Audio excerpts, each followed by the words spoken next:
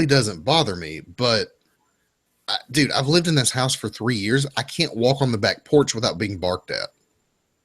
Do you not have earplugs for when you sleep? Normally, I don't need them. Okay. All right, we're never going to get done here if we don't start. Go Yeah. ahead. Yeah, anyway. All right, as a matter of fact, we've talked so long, I'm going to go empty my bladder. Okay. I'll be right back. All right.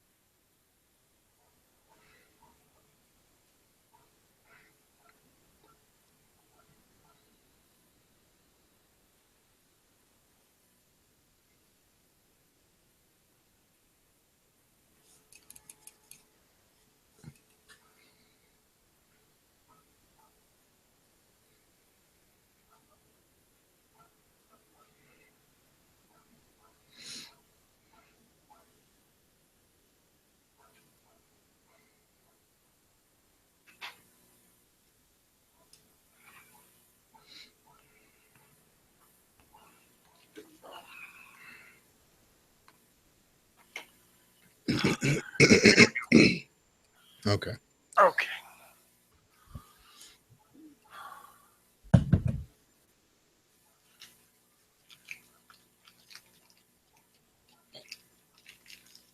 What are you doing?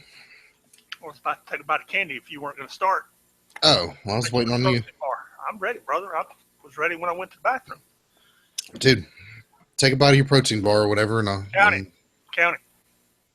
Hang on.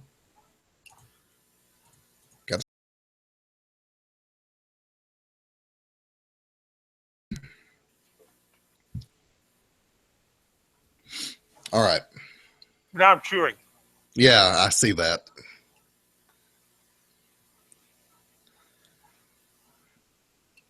Man, so my buddy that moved to Colorado recently, all he's done in the week that he's been there is send me pictures and tell me things about how Colorado is so much better than Alabama. And I'm like, dude, quit rubbing it in. Quit being an elitist. Quit being an elitist hipster. Hit it. All right. Counting down in 3, 2, 1.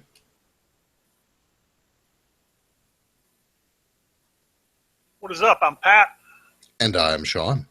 And this is yet another week of the 6 Months Behind podcast where we talk about all the great comics that come out in Marvel Unlimited for the week of October the 17th, 2016, which is only like 3 weeks away from the election. Can I get an amen? Amen. Just want it to be over. Anyway. Yeah. Anyway, how are you this week? I am well. Thank you very much. Thank you for asking. And how are you? I'm good, man. It was a good weekend. Cubs are going to the World Series. It was an excellent weekend in college football. It was. I watched It was. Leonard Fournette kill a guy. Leonard Fournette. Oh, he did run over a guy. Yes. Dude, he ran over that defender. Deontay Anderson? I don't know. But God, I'm fairly sure that man is now dead. Yeah. Yeah. Me too. Anyway. The website is www.6monthsbehind.com. The email is. You can hit us up at 6monthsbehind@gmail.com. That's the number 6 months behind at gmail.com. We do discuss spoilers on this show, so we talk about everything that is happening in the comic books. We try not to give you big reveals, but we give you little reveals, and sometimes we just get talking and give you big reveals. Sometimes we'll give you a huge reveal. So yeah, what you need to do is pause it and come back in after you've read all the comics, and we'll still be right here. Right. And if you don't care about spoilers, whatever. But we also will sometimes discuss big reveals that happened a few issues ago. So if you're not caught up or whatever. Like at some point we're going to discuss the Age of Ultron. Okay, so right. When we begin discussing the Age of Ultron, if you haven't read that series and you want to read that series, don't know what happens in it, well, you need to pause it. Okay, exactly. Pause it. Go read those 10 or 12 or however many issues it is, then come back to us. Okay, there you go. Right. But before we jump in this week, you had an announcement about the website. Well, it's something that's confusing for me. I've been working on the website, and I do have an announcement about it because one of the things that you and I both talked about that we really miss on Unlimited is you don't get the alternate covers. So yeah, I was updating the website, and I changed one of the pages around so that it now shows all of the books that are coming out. And here's our other issue. Okay, this week we're talking about books that shipped from Marvel in April that are coming out to us in October. Okay? Right. Shipped on the newsstand in April. We're getting them on Unlimited in October. So from now on, what we will refer to are books in October for Marvel Unlimited. Now, if you happen to have your app open, you can look. You can always see the shipping date for Marvel down at the bottom. Okay? Right. And you can tell we're exactly 6 months behind, hence the name of the podcast. And we love Marvel Unlimited. To the day. To the podcast. To the day. Yeah, or to the week anyway. Yeah, they vary a week or two, which I've never quite figured out why. Probably late shipping dates, if I had to make a guess. Either late shipping dates or, the 23rd of April was not necessarily the 23rd of October in the week. Like if you look at this week, all of this week's books shipped October 20th, and then there's like 2 or 3 that are dated the 13th. I would almost April 20th? April 30th. April 30th? April 20th. April 20th. April 13th. April 32nd? 13th. 13th. And I would bet you the ones that were dated the 13th shipped late on the week of the 20th. Oh, okay. Yeah, that makes sense. Okay, so now we're totally confused, and we're talking about April. What happens is these books come out in October on Unlimited. Right. And so when we talk about them, we're going to refer to them as October shipping. And if you go to the website right now, there will be there's a page there that says, I think it says Unlimited Comic Shipping in November is what the page is titled. Yes. And it's not just all the comics that are shipping in November, but it's got each comic, basically all the information that we use, the writer, the artist, all that stuff. It's got the cover. But I've also started putting all the alternate covers up there because one of the places that I think Unlimited really misses it, you and I discussed, and I know you agree, is they don't put the alternate covers in Unlimited. Right, which they could absolutely do. Right. And some of those, there's actually been a lot of controversy around alternate covers one time. Like there's one that came out this week that Marvel very quickly pulled. And if you don't know who Riri Williams is, we won't discuss it. But Riri Williams is 14 or 15 years old, and they had Scott Williams do a couple of alternate covers. And one of them is in her costume. Oh, you know where this is going. I You said Scott Williams, and I went, oh, okay. One of them, she's in her costume. The other, the costume is like the top is like a tank top, and the bottom's kind of something Scott Williams would draw. Mm-hmm. And everyone was like, Dude, Riri Williams is 14 or 15 in the comic book. Seriously? Yeah, she's a teenage girl, and She's a very young teenage girl. right. One, you're drawing her as a very voluptuous woman, and also in very revealing clothing. Yes. I don't care that she's a 2D image and a person that doesn't really exist. That's not the image they're looking for. Yeah, so they yanked that cover very quick. Anyway, Sure, all the alternate covers that I can lay my hands on, and I think I've just found them all actually, are in November. So when I do December, you'll actually have every alternate cover of every issue which are there, and some of those things are great, man. I was just looking at one of the ultimate covers. I think next week we're going to get Ultimates number 6 or 7. Mm-hmm. And I was looking at one of the alternate covers of Galactus. First off, the real cover of Galactus is cool. The alternate cover is even cooler. I mean, I'm a big fan of both the writing in comic books, but I also really enjoy artwork. Yeah, I think you have to really enjoy comic books. You have to enjoy the artwork as well. And Marvel is some of these books, like I was updating a few minutes ago, there was like 5 covers for Black Panther #1. Dude, there's some great covers out there. And we just don't get to see them in Unlimited, so I'm starting to put them on the website, which is yet another reason you should go to the website where it will say October for books that came out in Unlimited in October, or in the upcoming month, November, for the books coming out in November 16 on Unlimited. Right, and the reason we do that is because we are an Unlimited focused podcast. Yes, which gets, you think it's confusing for you. I actually still buy a couple of comics off the stand, usually major events, and I still read about what's coming out. Mm-hmm. So I'm reading 6 months behind. I'm buying stuff off the newsstand, and I'm reading what Marvel's going to put on the newsstand in January, February, and March of 17. Yeah. Okay? So you really want to get confused? You ought to be in my head sometime trying to keep track of all these storylines. Man, no thanks.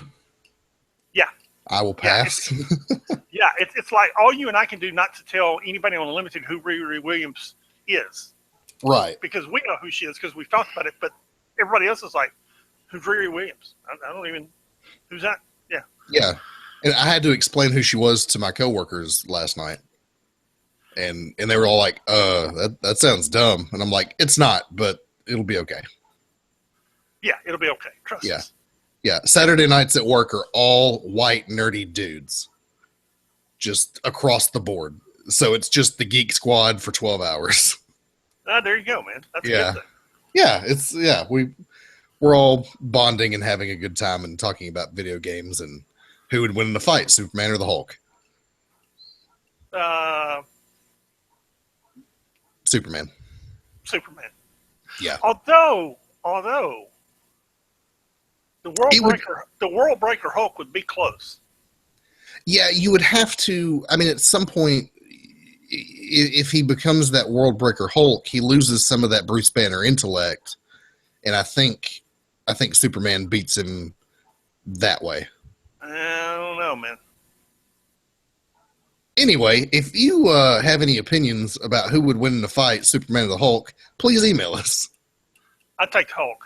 Haven't thought about it. I'd take Hulk. Okay. I would want the Hulk to win, but I think Superman would win.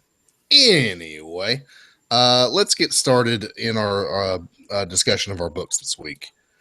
Starting with our Pleasant Hill series that has been going on that I've really enjoyed. I have also. Starting with Captain America, Sam Wilson, number 8. In this issue, there's not really a lot going on. What we're doing here is basically reestablishing Steve Rogers as Captain America and working out. No, we're not. Yeah, we are. Dude, they have a whole conversation about how he's Steve Rogers and Sam Wilson is still Captain America. I understand. Okay, but they got to work out who's going to carry the shield. Yeah, and he hands it to Sam Wilson. That's what I'm saying. They're working it out. Okay. That's what I'm saying. They had to work it out. You said they spent half the book doing it. I know. I'm saying you said they established Steve Rogers as Captain America, and they didn't do that. They're both Captain America before it's all done. Okay. Well, in about 3 or 4 weeks, we'll settle this argument when Captain America Steve Rogers appears on the shelf, because he's not Nomad Steve Rogers. He's not U.S. Agent Steve Rogers. He's Captain America Steve Rogers. Yeah, it feels like they're building towards a Captain America team, which seems to be what they're doing with everybody now. There's multiple, there's teams of Spider-Man, there's teams of Iron Man, there's teams of Captain America. There's, Well, there's always been multiple. Captain America's always been a team. It's just kind of, well, to me, it's always been him and the Falcon and Sharon Carter and Bucky and and Agents of S.H.I.E.L.D., whichever S.H.I.E.L.D. agents were hanging around at the time, and Nick Fury. I mean, so it's always been a team. It's just, they're just fleshing it out in more books. Yeah, but I mean, the issue starts off with the three of them: Falcon, Sam Wilson, Bucky, and Steve Rogers. Deciding who's gonna carry the shield from now on, and deciding who's going to be Captain America. Yeah, and Which is Steve. what I said. Thank you very much. Steve basically says, no, you're, when I handed this to you, it wasn't with any stipulations. You're still Captain America. I'm Steve Rogers. Bucky's cracking jokes, which I guess is what you have to do when you have a job like Bucky's. Yeah. And then you have Baron Zemo being sinister. Yes. And Kraven the Hunter shows up to help Baron Zemo out. Which was actually pretty entertaining.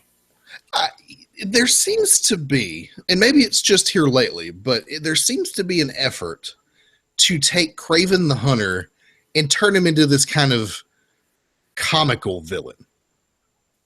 Because Baron Zemo's looking for Kobik, who is manifesting herself as like a 5-year-old girl.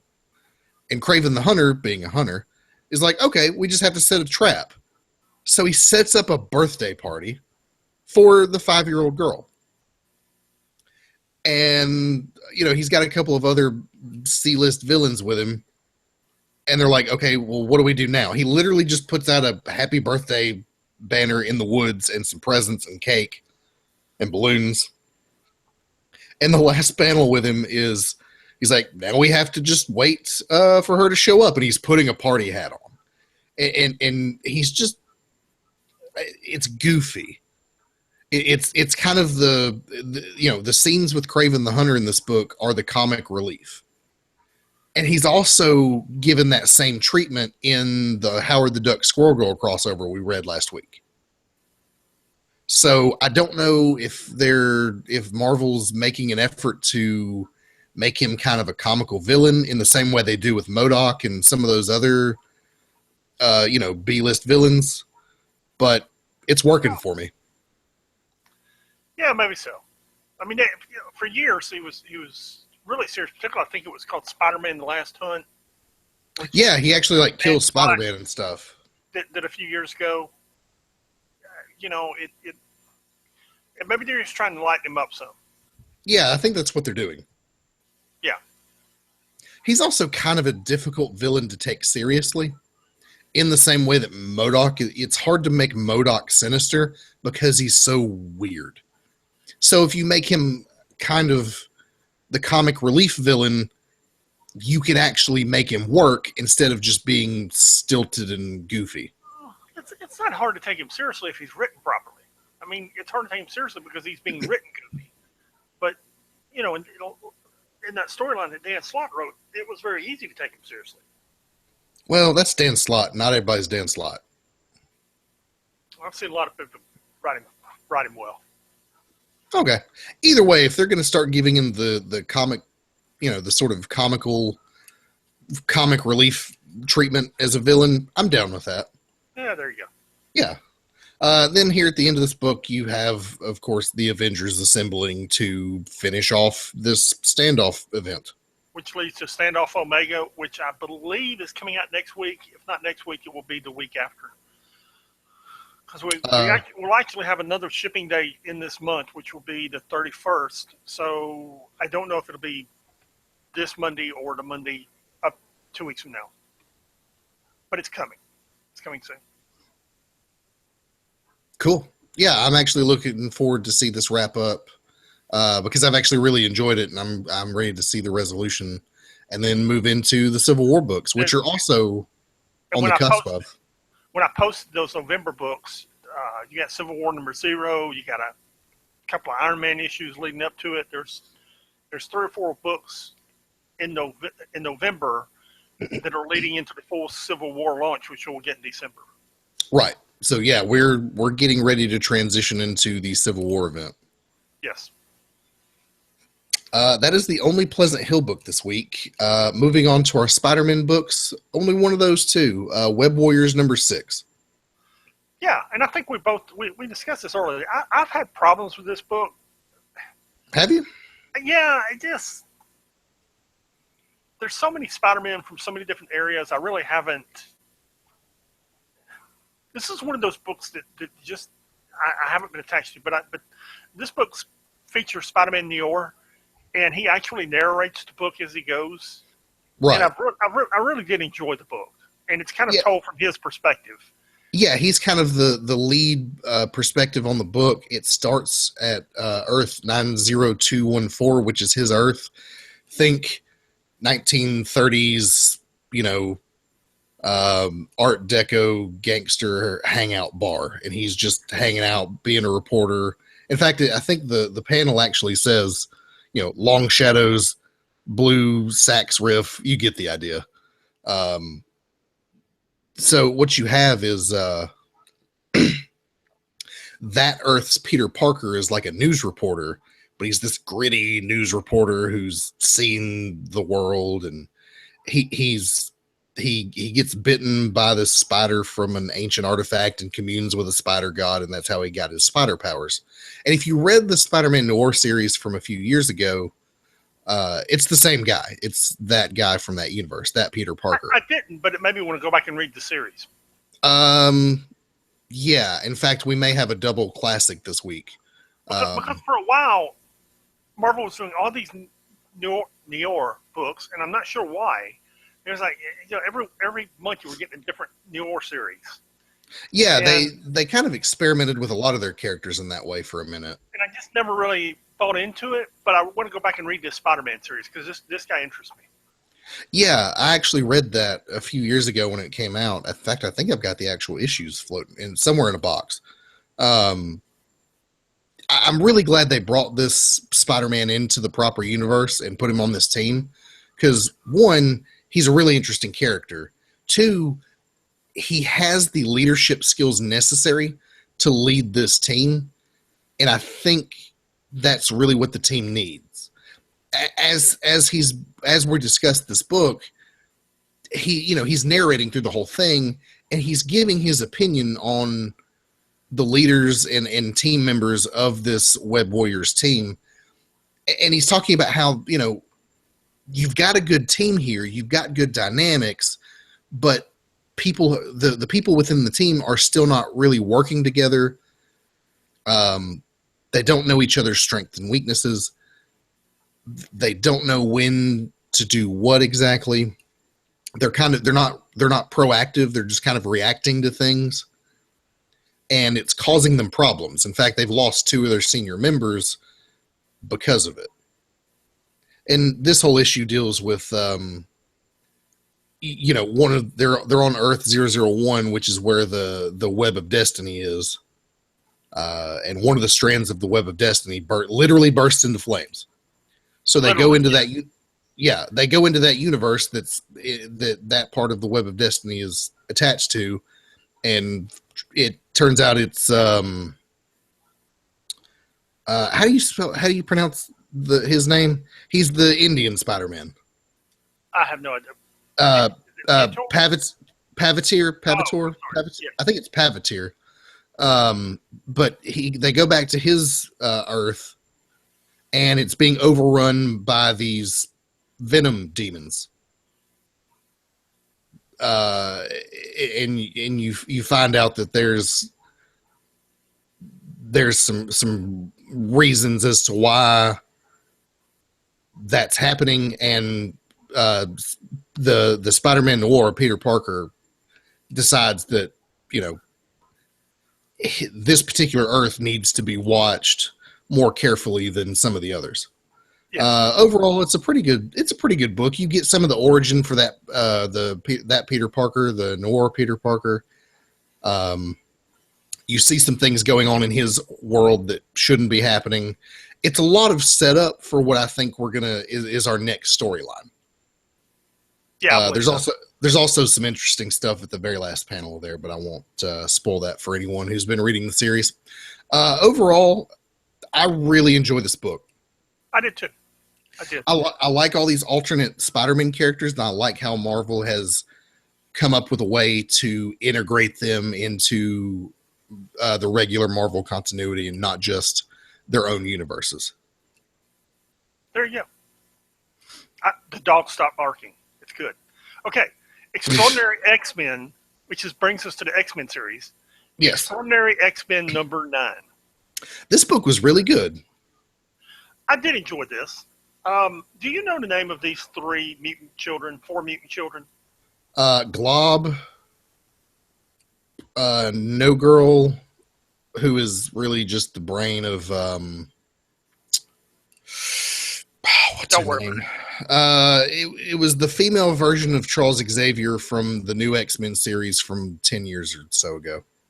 Yeah, don't worry about it. Anyway, I forget her name. So their Colossus takes this young team of X-Men on what he thought was a very routine mission, and they wind up on a desert planet, which is the home of Apocalypse. Right, it's the far-flung future.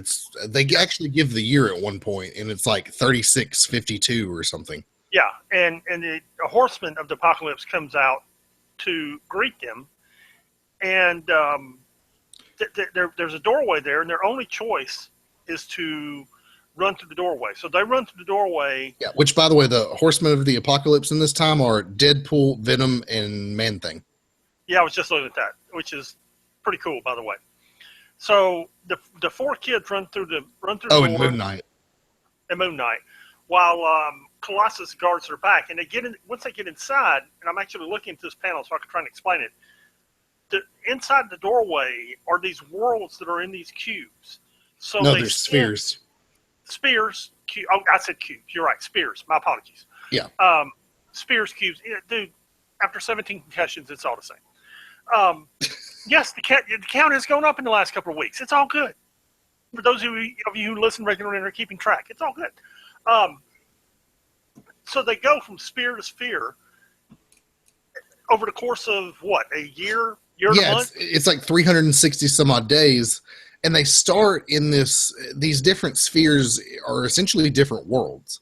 Yes. They are, as is explained later in the book, Apocalypse took over at some point, and these worlds that are left are they go into a Stark sphere that's run by the AI that was left behind by Tony Stark, and that AI basically explains to them what's happening. And the AI says, look, I can't help you, but here's what you need to know. Now run for your life. Yeah. All these spheres they belong to the races that were the fittest. Because that's Apocalypse's whole thing is only the strongest survive. And all of these spheres that are entire worlds contained in these spheres are what's left. One of them is the world of mysticism. What'd they call it? I don't know. It doesn't matter. Here's the cool thing. They're there for 361 days, and by 361 days, they aren't the same 4 kids that went in. No. Magica is the first world. It's the realm of mysticism and the domain of the Scarlet Queen, which has some interesting implications. Or at least I thought it did. They go to they experience Atlantis, which we know is one of the worlds that survives. They go to the Stark sphere, which is basically this techno-organic world that is dominated by the Tony Stark AI that is left, which is really cool because you literally have like Stark robots, Iron Man robots just form out of nothing. And they explain the whole thing. It's I was looking for the actual year date, but I can't find it. 35. Anyway, 35 something. Very far in the future. Anyway, They basically spend a year roaming these worlds, and you're right. They become a team. 2, they become this. They've developed skills as heroes while they've been here for this whole time. So can I say, I'm going to digress for a moment. Let me wrap this up. Finally, Storm and her team of X-Men show up to rescue these kids, however long it is later. Right. Well, for Storm and the regular X-Men, it's been moments. Yes. For these kids, it's been a year. Yeah, it's been a full year. And they start to throw down with the Four Horsemen of the Apocalypse, who Colossus is now a part of.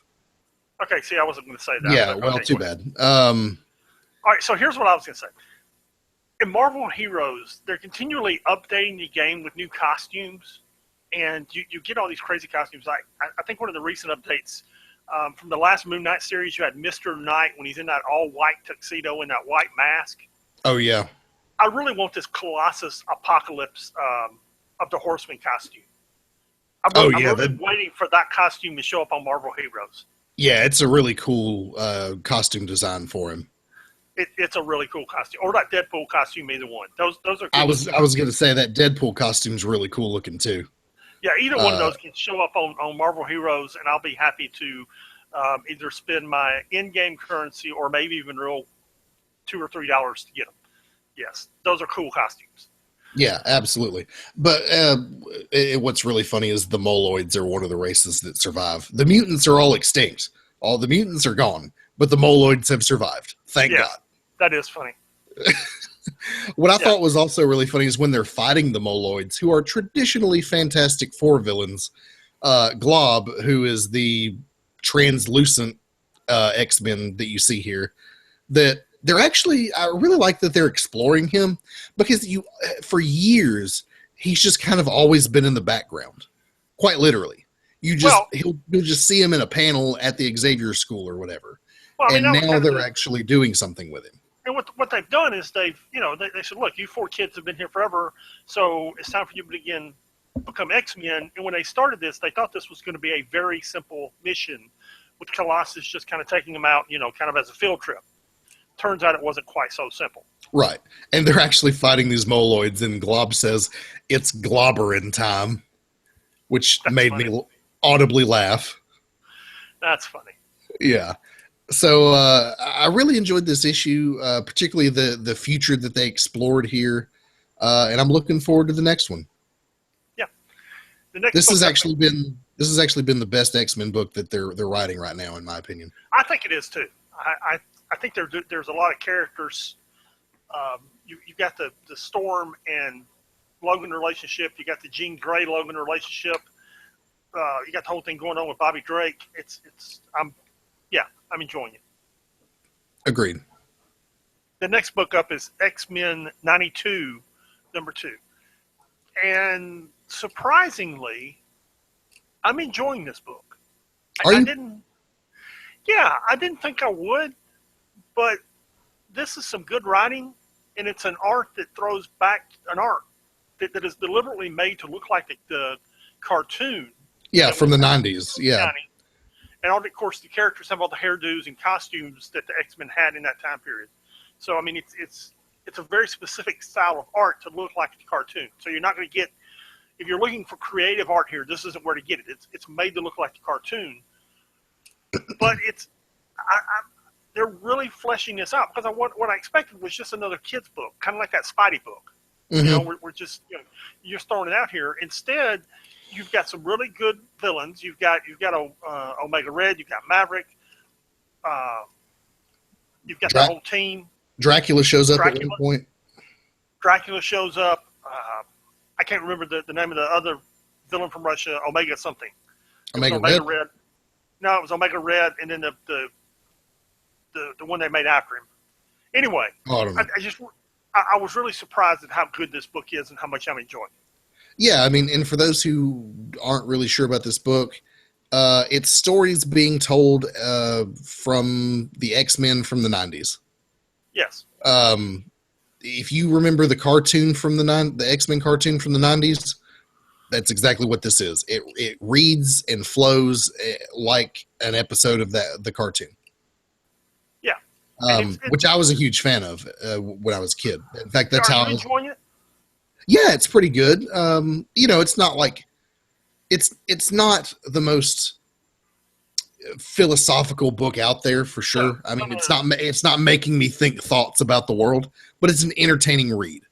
right. That's not what it's designed to do. But Right? Yeah, it's it's a just very entertaining read. entertaining. It's an entertaining popcorn comic. Yes, Yeah, I'm enjoying it, and I'm glad they're doing this. right. Moving on to our regular Marvel Universe, you have Captain America Road to War #1, Did you read which this? I did. This is actually not in the 616 universe. No, it's in the Marvel movie universe, which Yes, actually the has a MCU. number. I forget what it is. Yeah, it does. It's part of the Marvel universe at large. But this is it's kind of the, I guess, prequel to the events of Civil War.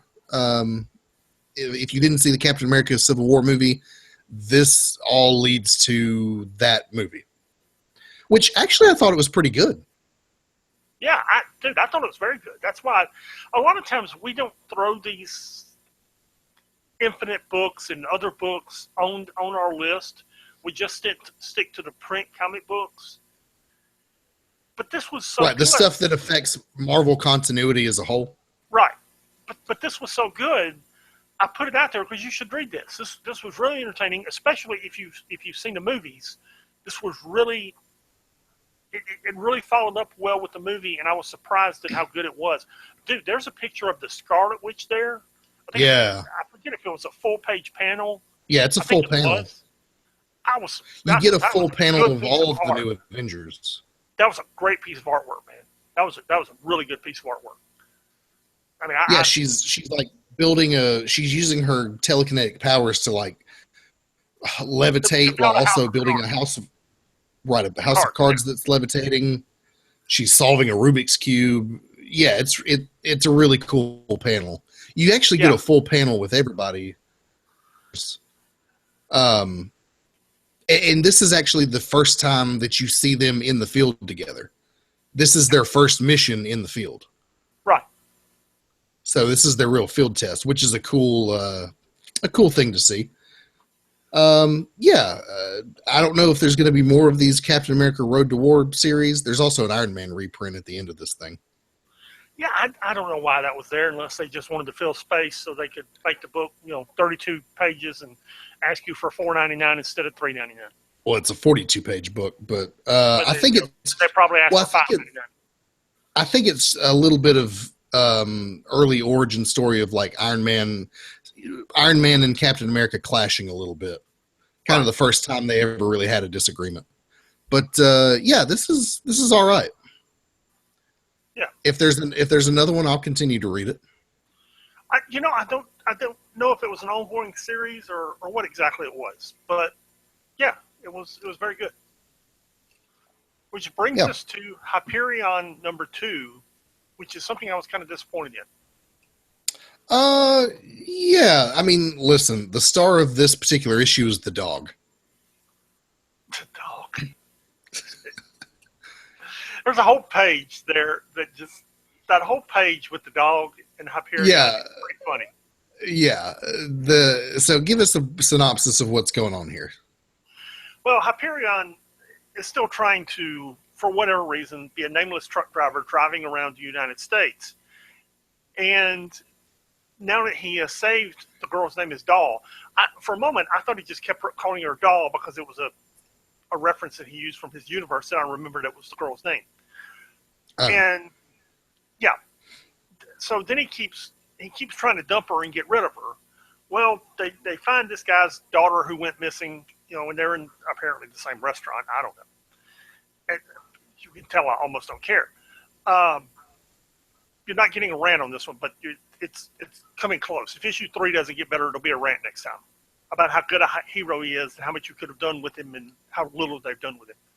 So there's a mystery about how this guy's daughter died. So Doll talks him into going and investigating the mystery, and they go to the crime scene, and they get to wandering around the woods, and they find more people from the carnival that Doll is trying to escape from, who wind up attacking both of them, and that's the end of the comic book.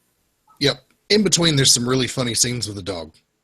In between, there's some funny scenes with the dog that almost saved the comic. Not quite, but Almost. Yeah, I mean, it's only issue number 2, so I'm willing to give it a little more time. But yeah, this is not the book I thought it was going to be.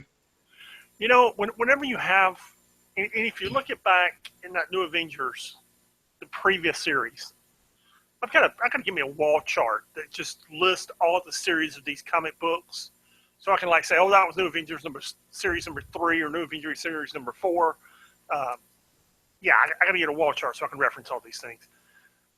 The New Avengers series before Secret Wars, where he and Thor were hanging out, and then they went and sacrificed themselves, fighting the Beyonders, I believe. Oh, yeah. You know, this doesn't look like the same guy.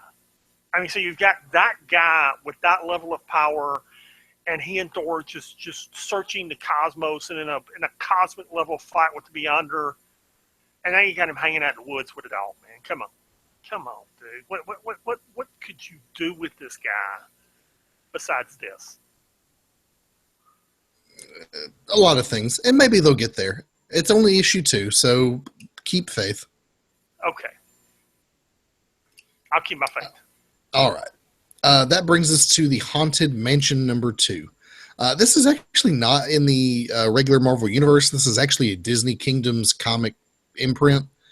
Yeah, but I know you like it, so I threw it on there. Yeah, I actually do like this book. If you're not into it is written for kids, not kids, but you know, a younger audience, and it explores the lore and origins of the Haunted Mansion attraction at Disney Magic Kingdom. What you've got is you got Danny. He's this 10-year-old boy. His beloved grandfather passes away, and his ghost has become trapped in this haunted mansion. So he seeks out Madame Leota, who is the head in the floating crystal ball in the Haunted Mansion attraction, if you're familiar. She tells him that the mansion is under a curse from this sea captain who is also here, and he's trying to find some kind of treasure. I'm not entirely sure what the deal with that is, although you get that a little bit later. So Danny is exploring the mansion looking for the ghost of his grandfather so that he can free his grandfather's ghost.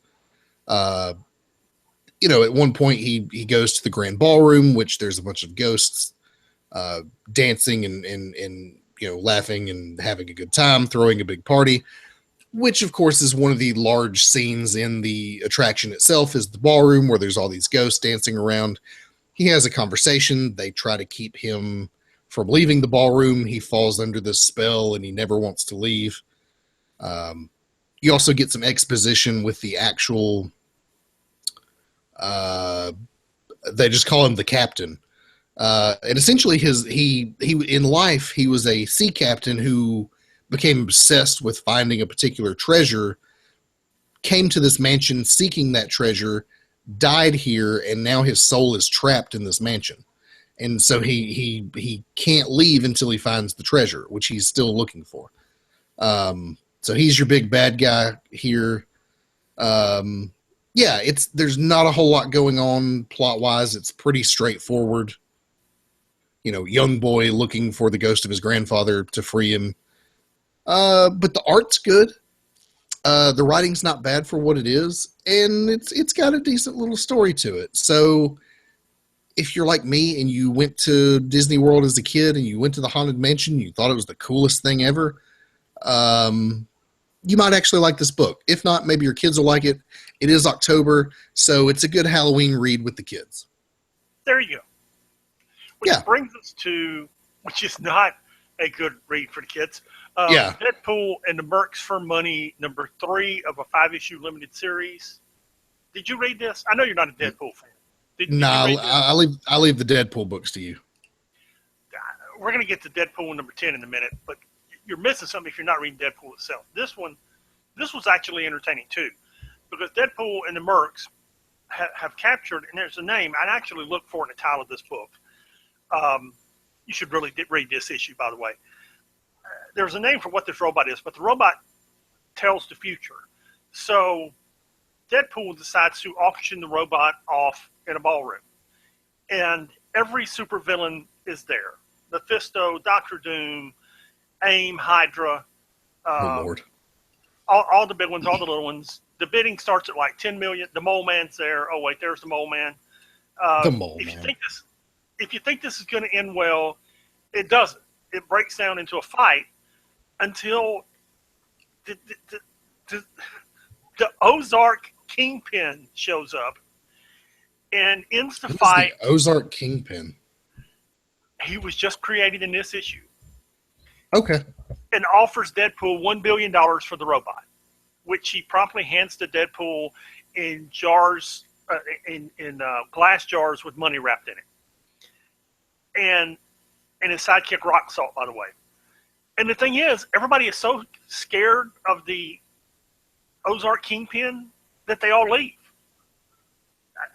Dude. And Deadpool thought he was a myth, thought he was a boogeyman. I mean, even Deadpool was kind of flabbergasted that he's there. So at that point, they begin.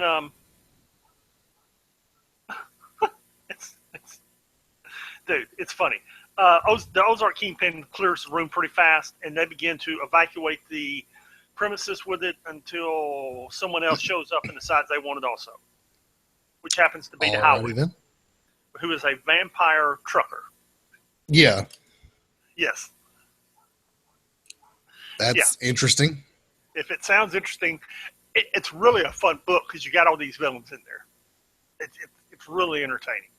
Seeing all these villains first fight amongst themselves, then a couple of Deadpool guys trying to retain order, and then the Ozark Kingpin quickly regaining order and handing Deadpool $1 billion in cash. Okay. Dude, I'm telling you, it was good.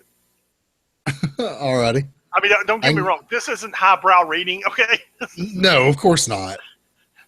You know, when we get to our classic read, I'm going to talk about highbrow reading. This is the highbrow reading, okay? This is just funny stuff. It is surprisingly good art, though. Who's doing the art? I'm looking right now. It is Salva Espin. I'm not familiar. Not at all. Really looks good. I'll be surprised if he's not doing more stuff soon because it really, really looks good. Cool. Yeah. Yep. If you're a Deadpool fan, that sounds like this is a book that you got to be reading. Yeah. Another book you really should be reading, if you're not, is Karnak #3. Dude, this book was so good. I actually read it this morning. All right, let me tell everyone what happened. Go ahead. You had Karnak #1. Who's writing this book? Warren Ellis. Warren Ellis is writing this book. You got issue #1. If you couldn't tell by the senseless violence, it's Warren Ellis. No doubt, man. You had issue 1, and there was literally months between issue 1 and 2 because the something with the artist. The artist had some kind of personal issue. They got a couple of guys to help the artist finish issue 2, and if you read the letters page at the end of issue 3, they actually say, look, we're sorry, we got a new artist, he's on this issue, we're back on track. Yeah, you can tell in this book the art is different from the previous 2 issues. Yeah, and that's why they finally ditched the guy that was having so many personal problems and got a new artist and are getting the book out. Yeah. So, to give you a brief synopsis, S.H.I.E.L.D. finds this kid who has been touched by the Terrigen Mists from the Inhumans, doesn't seem to have developed any sort of powers except the ability to not sneeze. The boy is kidnapped by a cult of crazy people, a religious cult of crazy people. There's your red flag #1 about what we're going to be dealing with. S.H.I.E.L.D. comes to Karnak,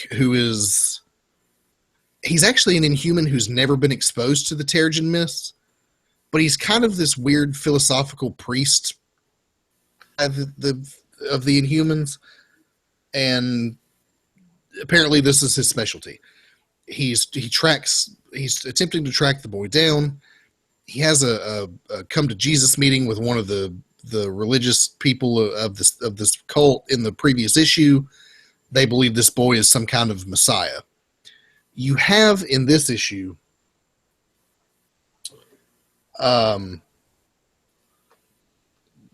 basically what's going on is he's waiting to be extracted from that previous mission. Coulson picks him up, and they have a conversation about what they're potentially dealing with here.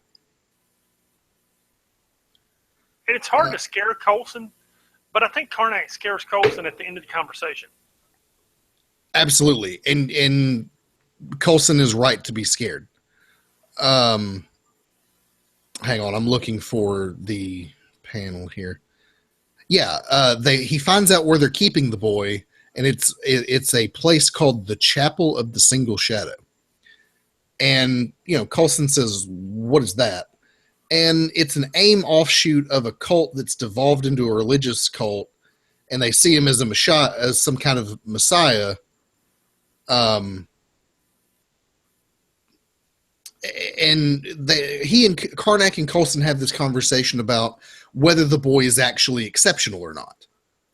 And Karnak makes the point that, consider the possibility that the boy told everyone to believe that the Terrigen Mist was ineffective on him, and they did. What if this is someone, what if this, what makes the boy exceptional is that he's not affected by Terrigen Mist? And it comes together to Coulson. He's like, oh, okay. I can understand why someone would want that ability. Yeah. They then have a conversation about what the origin is for this Chapel of the Single Shadow. What you have here is some speculation as to what exactly this cult is worshiping. They see this boy as a messiah, but they don't worship him. He is a messiah in reference to another god of some kind. At some point, Coulson shows him this picture, and it's basically just a black square, and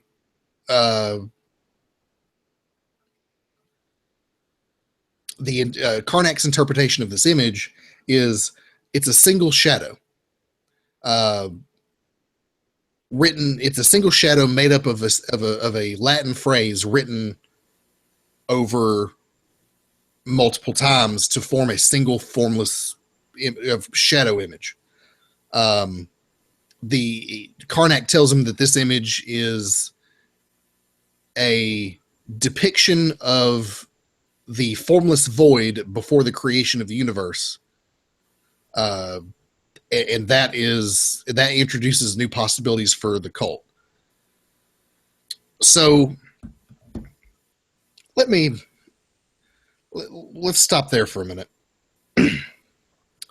What you have, here's your red flags. Obsessive religious cult,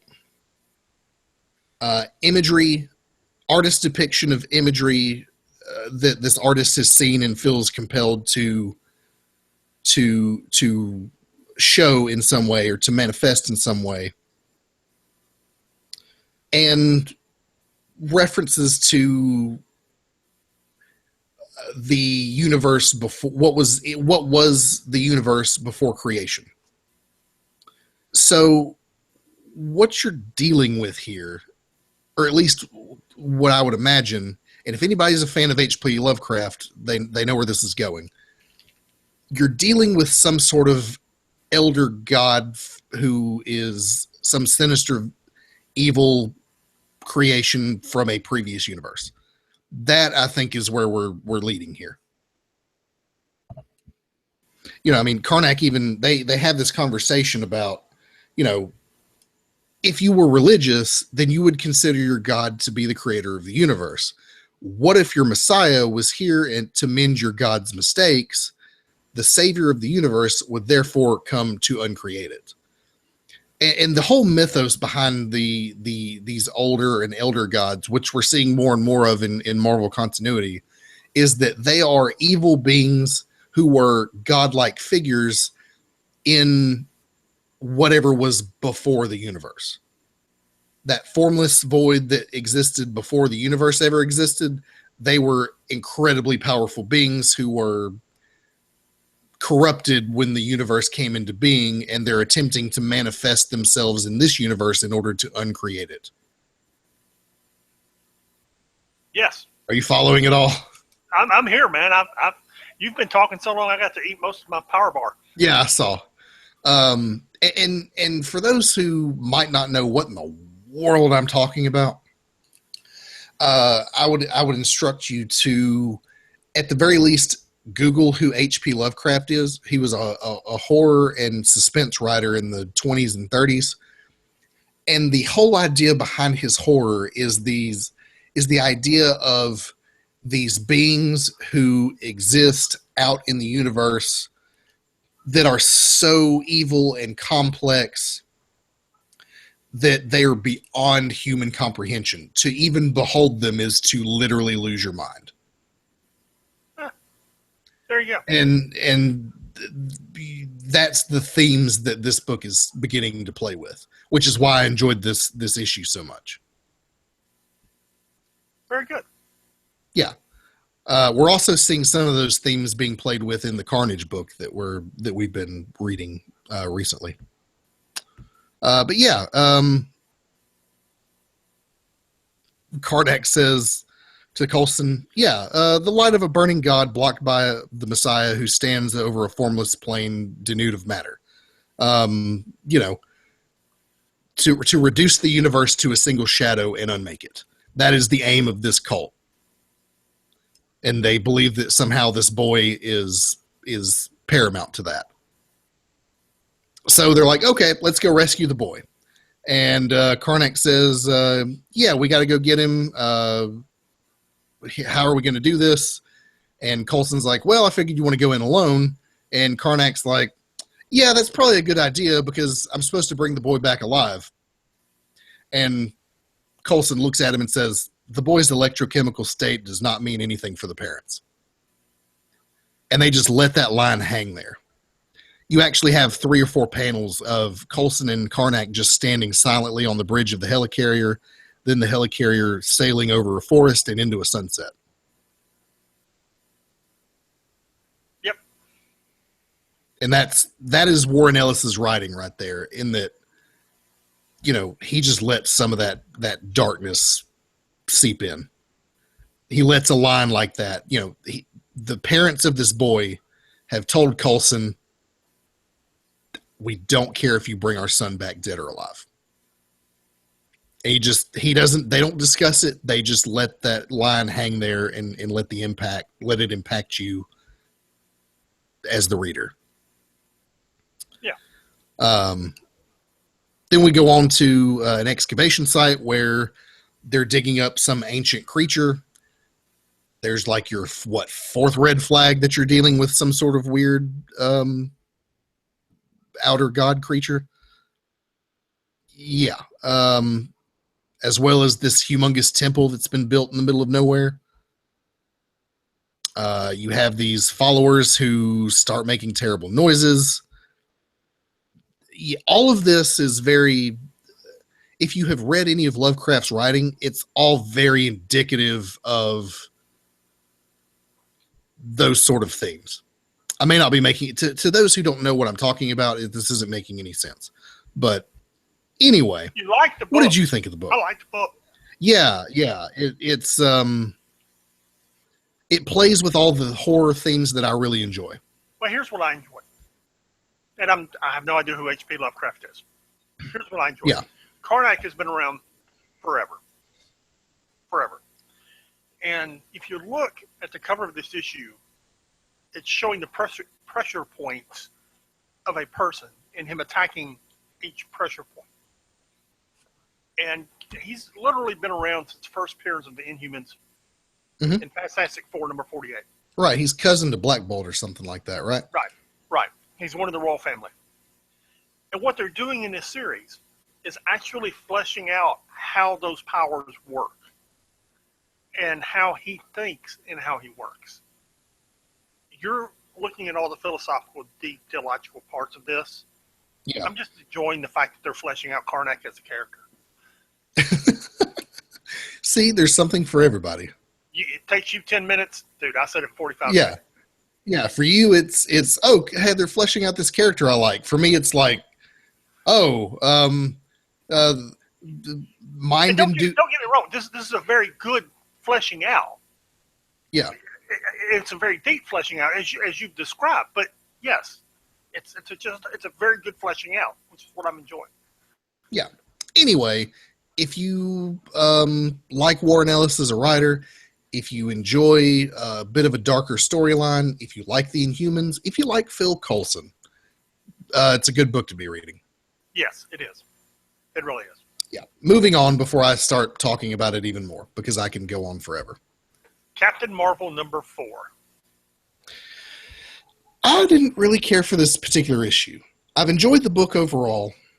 I didn't care for this particular issue. I felt like it was a kind of it was a stretching issue where they're just trying to stretch this story out. And it's like, okay, we're going to go over here and do this for a minute. Okay, now we're going to go over here and do this for a minute. All right, then we're going to go talk to this guy. Oh, look, the alien spaceship showed up. We got this guy. We're going to do this for a minute. Okay, now we're going to go do this. Oh, the issue's over. Well,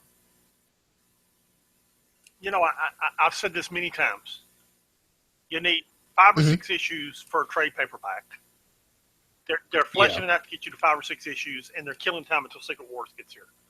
So some of these Exactly. books, okay, Sam Wilson as Captain America, whatever the technical name for the Sam Wilson, Captain America Sam Wilson, that's the name of the book. Literally just killed time until this Hill series. That's what they did with it. Because they knew where they were going with Steve Rogers. They knew where they were going with Pleasant Hill. They had a good storyline there, but, dude, you could tell. There were a couple of those early issues, 2 and 3. Dude, they were just hanging out, killing time. Yeah. And that's kind of what you feel like is happening here. It does a good job of filling out Satori, who those people are and what race they are and why they want to kill the Kree and why they want to kill Carol Danvers because has Kree powers and she's wearing the symbol of Hala on her shirt and she's built a space station into a symbol of Hala. But it's really just fleshing it out. Now I really do like Chris Anka and Felipe Smith are the artists on this, and I this is not a style of art that I normally enjoy. As a matter of fact, the coloring on this is done by Matthew Wilson, and I may enjoy his coloring. Well, it's a combination. I really like the art in this book. Yeah, the art's good. The coloring really makes it pop. The coloring does make it pop because the art is a little golly. The word has just flown out of my mind. Many things have flown out of my mind recently. What's the Japanese art style? Anyway. Oh, like anime? No, it's not.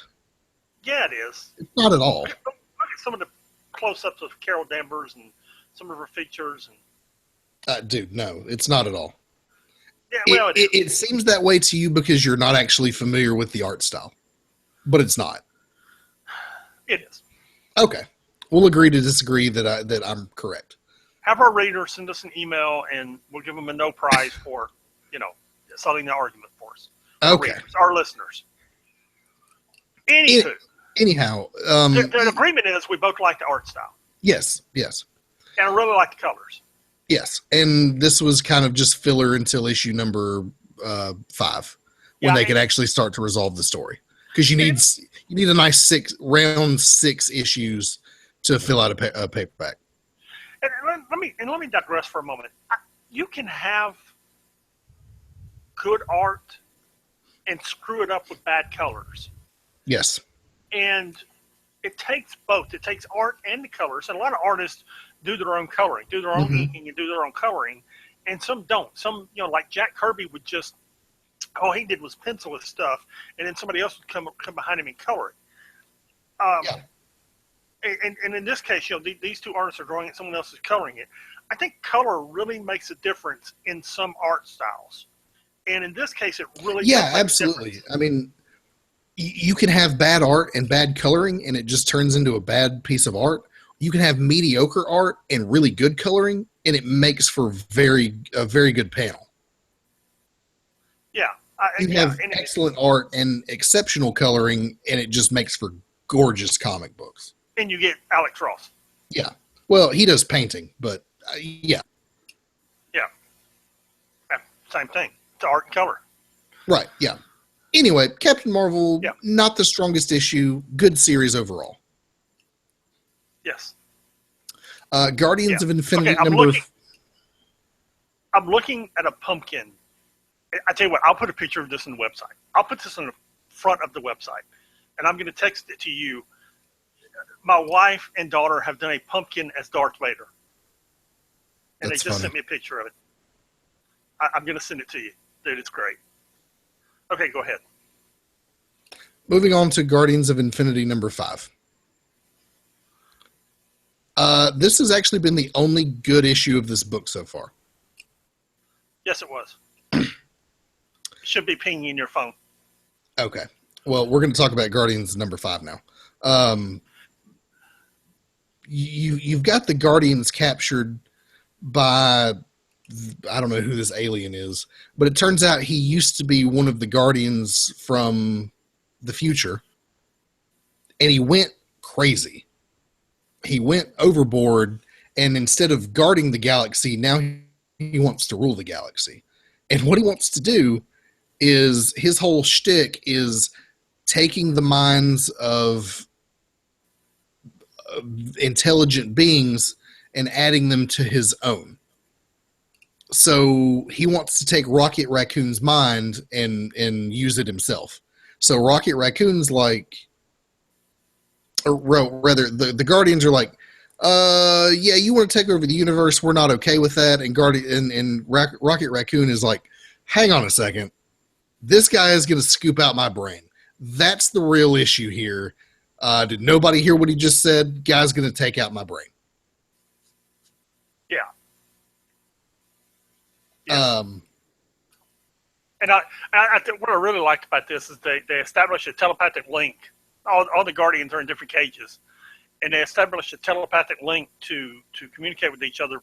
Vance Astro does, and Drax is ranting and raving so much that they cut him off. Link that they cut him off, and every now and then they cut back to him, and he's like, "Where did everyone go? Why is no one talking to me?" It's pretty funny. Yeah, it actually made me think of what it's like to play video games online with your friends. Everybody's got their headsets on, they're talking, and you got, you're all trying to strategize about playing this game. And you got this one guy who's just yelling and screaming, and there's a lot of noise going on. And eventually you're just like, okay, dude, I'm removing you from the group. I'm muting your microphone. Sorry. Yes. Yeah. Yeah, it was overall a pretty good issue. It was all right. Yeah. Rocket gets his brain removed. Now let me discuss in a moment. Here's what I enjoy about this issue. Is there's By the way, that's a really funny Darth Vader pumpkin. That is a cool Darth Vader pumpkin, isn't it? Yeah, it's pretty funny. I told you what. I'm going to put it on the website so everybody will know what we're laughing at. My phone just rang with a number I don't know, which is what threw me off. There's a backup story here with Kitty Pryde and Rocket Raccoon, and in each of these issues, there's been backup stories with different members of Guardians of the Galaxy, and in this one, you've got Kitty Pryde and Rocket Raccoon trying to bond, and Kitty takes them out wanting to bond. Well, they wind up bonding by fighting Skrulls and Kree warriors, and that's how they wind up fighting. It's basically a giant bar fight. It kind of spills out to the street. That's what it is, and it's a very good backstory, and in all the backstories in all 5 of these issues, you've gotten different members. I think it was Ben Grimm and maybe Venom in one, and I forget who's been in the others. But these backup stories have almost been better than the main story. Like this Kitty Pryde and Rocket Raccoon story, where they're just trying to bond as teammates. Because if you're reading the regular series, you know that Rocket thinks he's running the team, and Kitty thinks she's running the team, and Peter Quill still thinks he's running the team. So, they're just kind of hanging out in this bar, just trying to get on the same page, and it spills over into a bar fight. And, at the end, they wind up bonding over the bar fight, of course. But it's these backup stories have been really good, and this one was good also. I actually enjoyed this story more than the main story. I did too. That was the point.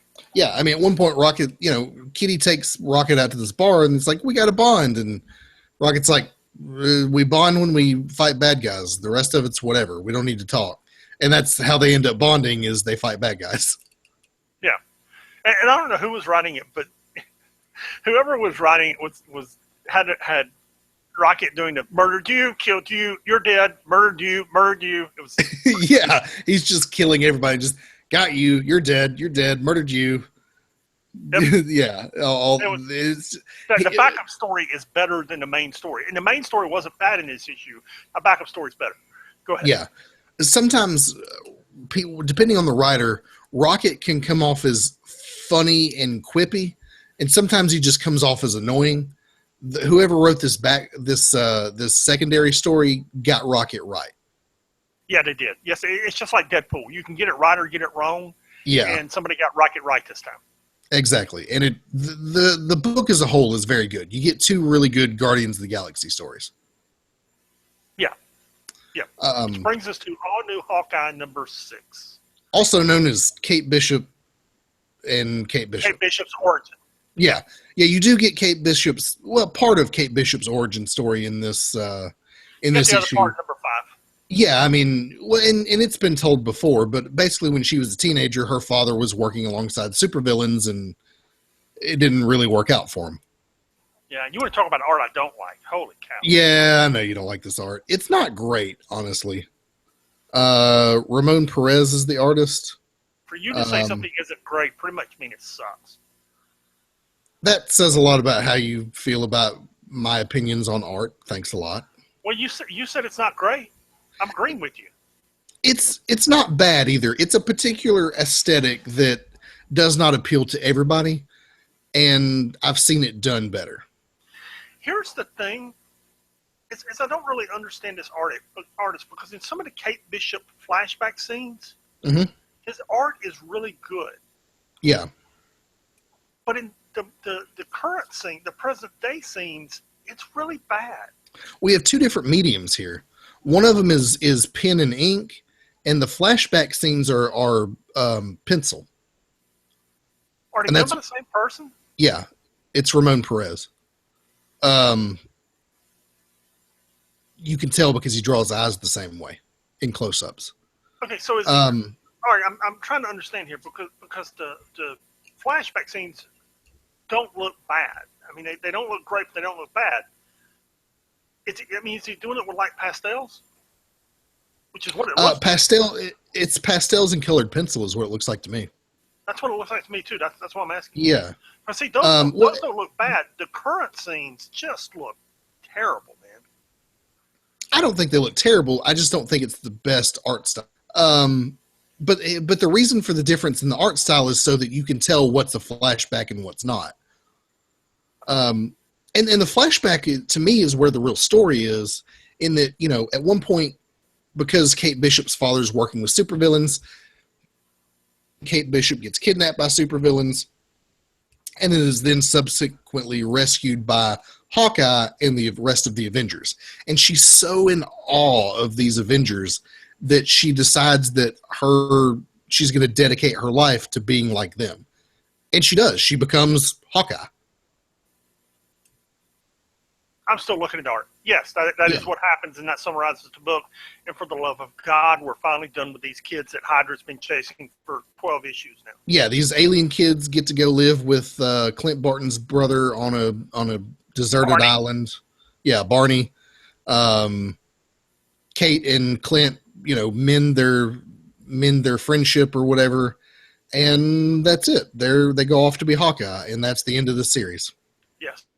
And for anyone who wants to settle this argument, just compare the art on pages 13 and 14. Okay. That brings us to Deadpool number 10, which I'm quite sure you didn't read. I did not. We'll talk about bad art. The cover of this book sucks. And the interior of this book isn't bad, which is what's surprising. But dude, who came up with this concept for a cover?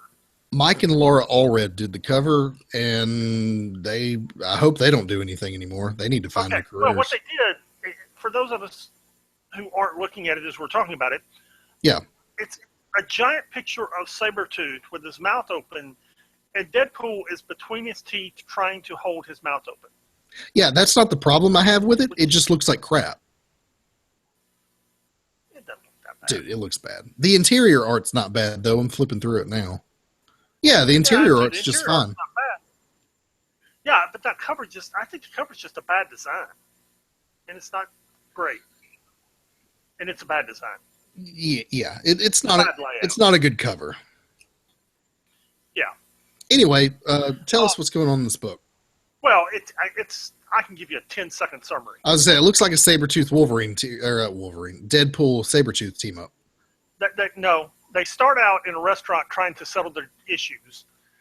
They begin fighting outside the restaurant, which turns into a chase scene, which at the end, it's actually pretty funny.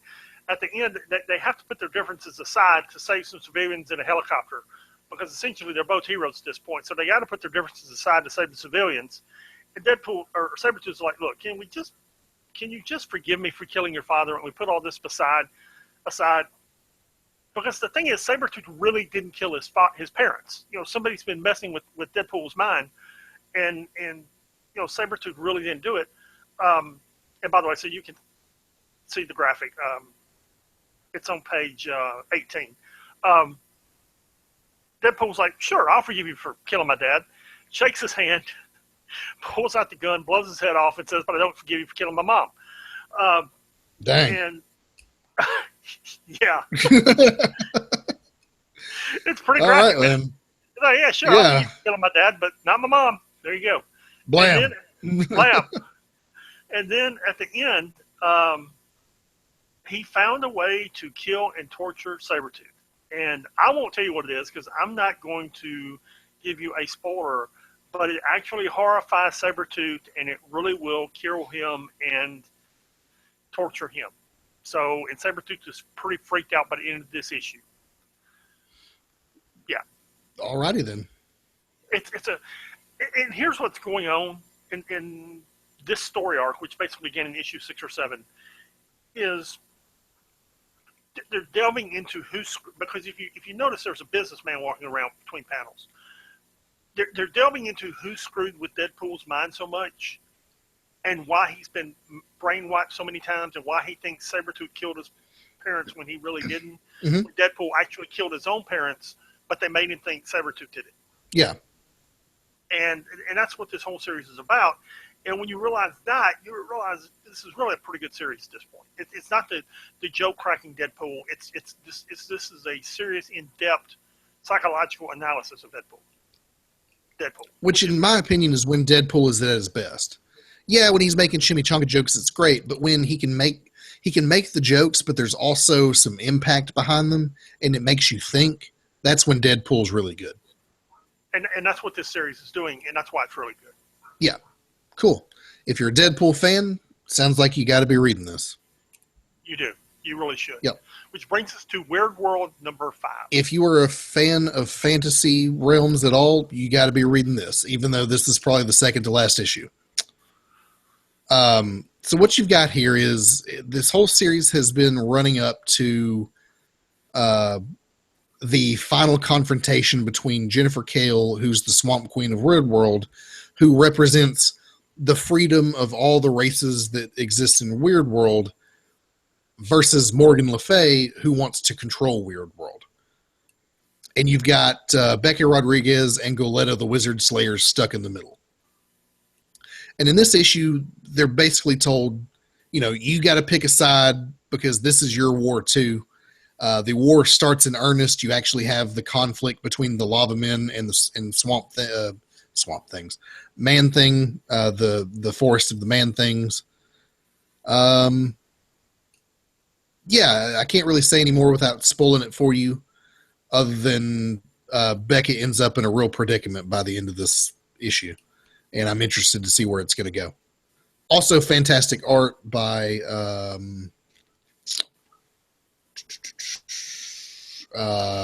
Mike Del Mundo. I thought that's who that was. Yeah. Not a lot to say, but it's a really good book if you've been reading it so far. Actually, they did a lot developing Becca's character in this issue. They did. And I enjoyed it. And it's a shame it's going to get canceled. because I actually enjoyed the development they did with her character this issue.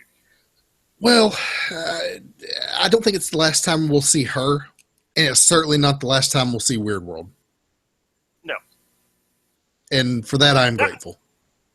There you go. That concludes the Marvel 616 section of our podcast, which brings us to the Star Wars section of our podcast. Yep, the only Star Wars book we had this week was a Star Wars special, C-3PO #1.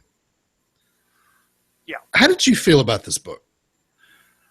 I'm going to let you do the explanation of it, but I started out reading it, and with the first 2 or 3 pages, a bunch of droids talking doesn't interest me. Okay. And C-3PO talking for 31 pages doesn't interest me. But I thought to myself, for our listeners, I will suffer through this book. That's what I thought. I will sacrifice and suffer through this book. And what happened is it really got interesting. Okay, I wouldn't have paid $5 or whatever this was off the shelf for it. Me either. But it was actually interesting in exploring C-3PO as a character in the Star Wars universe by the time you read the whole book to its conclusion. Yeah, you actually get some insight into the personality of C-3PO. Yes. So what you have here is, I assume it starts some weeks or months before Episode 7. There's a transport that's being chased by the First Order. This transport is carrying a droid who has the location of Admiral Akbar, who's been captured by the First Order. The ship is attacked, crash lands. Everybody but these 4 droids die. C-3PO, the droid that has the information they're looking for, a medical droid, and a construction droid. And there's another droid there too. He's some sort of assassin droid. I don't know. But essentially they crash land on this desert planet, and they're trying to survive. And through a series of events, I actually know what planet they're on because I don't remember the name of the planet off the top of my head, but these spider creatures that show up also show up in a couple episodes of Star Wars Rebels. So I do actually know what planet they're on. Hey, I'm up to episode 2 of season 1 of Star Wars Rebels. Okay. What'd you think of the first episode, just to divert a little bit? Oh, I'm enjoying it. I'm just, there's 23 shows in front of it, okay? Yeah, I understand. It's not going anywhere. It's not going anywhere. The first season almost is entirely filler. I mean, there's some really good episodes there, but there's not a ton of substance. Maybe on the third episode. At least until the end of the first season. Season 2 really picks up. The end of season 2 is amazing. And the first couple episodes of season 3 this year have been very, very good. But that last half of season 2 is just really good. The season finale in particular. Anyway, we digress. Through a series of events, these other droids are eliminated. And what you have is this one droid who is working for the First Order regarding Admiral Akbar and C-3PO. And they begin to have a discussion about, the fact that their memories are often wiped. And at one point in time, either one of them may have been on the same side. And they have a discussion about the sentience that is a protocol droid of their magnitude. Because C-3PO and this other droid have to interact with humans and make decisions, there's a level of intelligence that is granted to them that is higher than most droids. And they talk about what it is to have your memory wiped and what they remember from that and how it makes them feel as, essentially creatures of servitude. Being droids, they are, by their nature, slaves to their human masters. And they have a whole conversation about what that means and how that affects them. Long story short, I won't spoil the ending for you completely, but if you remember in episode 7, The Force Awakens, when you see C-3PO, his left arm is red. He's all gold like he normally is, but his left arm is red. And at the end of this book, you find out why. And it's actually pretty touching. It makes you go, "Aw, a droid with feelings. This robot was programmed to love." There you go. Yeah. Anyway, I thought it was pretty good. Okay. For C-3PO being the star of a 31-page comic book, it wasn't bad. It was not bad. No. I mean, they did 6 issues with Chewbacca as the protagonist, and it was kind of bad. So I can deal with a single issue of C-3PO that's pretty good. Yeah. Yep.